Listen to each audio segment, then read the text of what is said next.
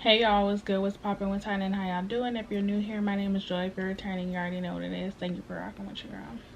I think it's just important to have the tough conversations and talk about what is going on and what's important to you and how things are affecting you and or other people, how it's making you feel, or how either a situation or a person is making you feel. So I just have some notes, like if you see me looking down. And I would say the first step in terms of like having a tough conversation with somebody is before you have it, you need to understand what you're feeling and why you're feeling. And then I would say for me personally, I think you need to have a solution to the problem. I don't like when people come to me with problems and don't have a solution, because if you don't know how I can fix it, how am I supposed to tell you how to fix it? And especially if you don't have any ideas, if there's nothing specific that can be done, how can a problem or a situation be fixed?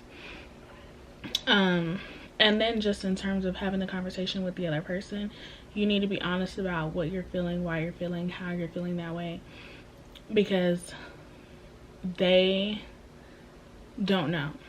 And oftentimes people think other people know. They know how you feel, they know what you're thinking, and they don't. People don't know unless you tell them. And if you don't tell them, they're not going to know. And you can't assume that people know, or assume that they'll put two and two together, or that they have the clues. Some stuff isn't as obvious to other people as others, and some stuff just isn't that important. And so everybody else has their own life going on. So what you think or may deem important or obvious is not important or obvious to the next person. And so when you go to have a conversation with somebody, you use I statements. I think, I feel, I at the beginning of everything. Not you did this or you make me feel. No, I feel this way. I don't like. I like. I don't understand. Whatever you're gonna say after. And using I statements, it brings it back to you, how you're feeling, how this is affecting you, and versus like pointing the finger or putting the blame on somebody. And as you're using those I statements and y'all are having a conversation, you need to say what you mean and not say it mean. And say what you mean, say exactly what you mean, how you feel, what you're thinking, even if it doesn't make sense, or even if it seems wrong, or even if you can't put the words together. You still need to do your best to say what you mean and not say it mean. You don't want to harm the other person, hurt the other person's feelings, or just say something in a rude or tone of voice or anything of that sort to further escalate the situation than what it already is. So I've had plenty of conversations with people talking to them exactly like this, and they're yelling at me and they're putting the blame on me as to why they feel some type of way. And I can talk to you calmly like this all day, any day, and you can still feel bothered by something. But that's not my problem that you feel bothered. You know, can I possibly fix it? You know, maybe, depending, but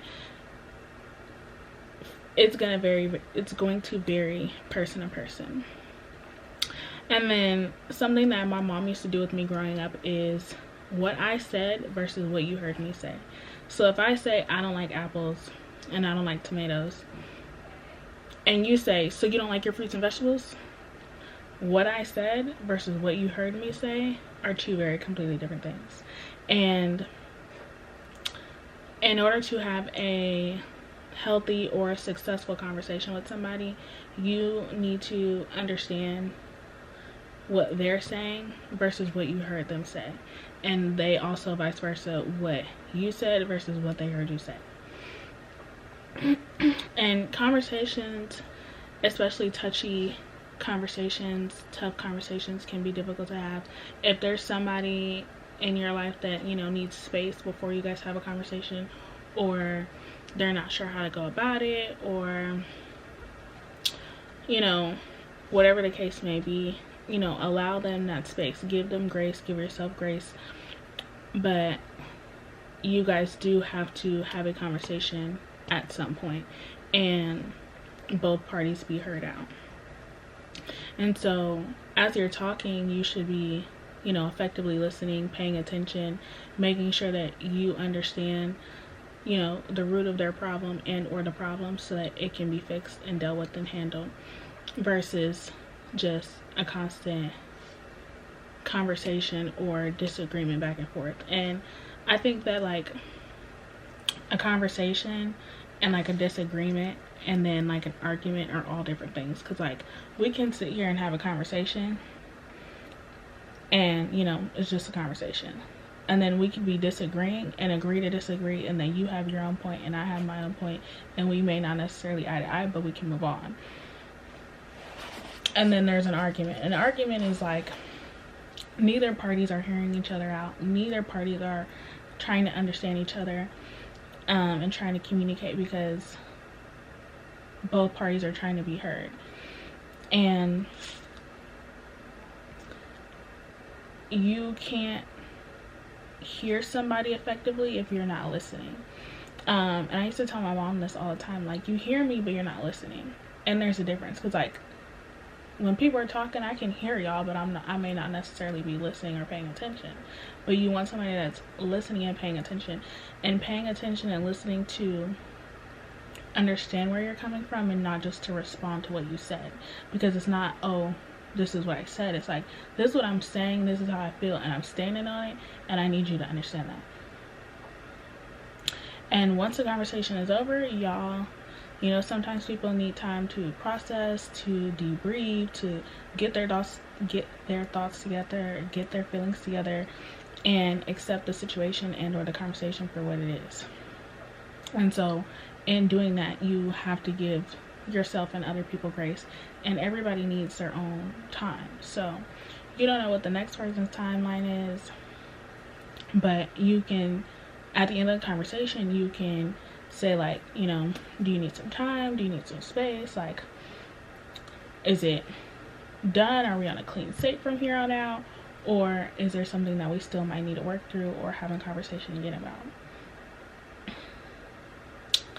So I hope you guys found this video helpful, understanding. I hope you liked it. Make sure you like, comment, and subscribe. And as always, you're beautiful just as you are, and I will see you in the next video.